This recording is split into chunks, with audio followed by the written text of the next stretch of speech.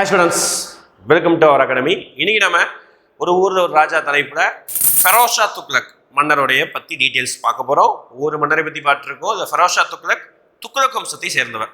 ரொம்ப நல்ல மன்னர், அன்பான மன்னர், பண்பான மன்னர் சொல்லுவோம்.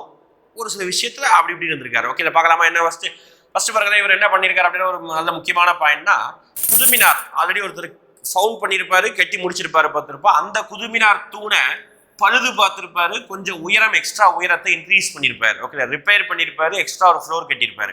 அடுத்து இவர் நிறைய டெல்லி பக்கத்தில் நிறைய இரிகேஷன் நீர்ப்பாசன விஷயத்தை பண்ணதுனால இவர் நீர்ப்பாசனத்தின் தந்தை என்று சொல்லலாம். ஓகேங்களா? அடுத்து பாருங்களேன், இவர் 2 டிபார்ட்மெண்ட் கிரியேட் பண்ணியிருந்தார். ஒன்று திவானி ஐ கைராத் அப்படி சொல்லுவாங்க, சேரிட்டி டிபார்ட்மெண்ட், பொதுநலத்திற்கான டிபார்ட்மெண்ட், சேரிட்டி டிபார்ட்மெண்ட் சொல்லுவாங்க. அடுத்து திவானி ஐ பண்டகன். பண்டகன்கிற வார்த்தை வந்தாலே அடிமைகளுக்கான, எப்படி பாருங்க, வரலாற்றில் முதல் அடிமைகளை மேம்பாட்டு செய்வதற்காக ஒரு துறையை உருவாக்குனாரு.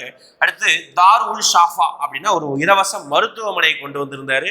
இது அல்லாமல் கேபிட்டல் பனிஷ்மெண்ட்டை குறைச்சிருப்பாரு.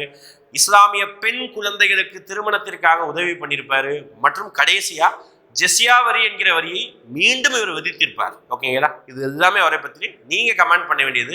துக்ளக் வம்சத்தின் பொழுது தைமூர் படையெடுப்பு நிகழ்ந்திருக்கும், அது எந்த வருஷங்கிறத கமெண்ட் பண்ணுங்க. ஓகேங்களா? தேங்க்யூ.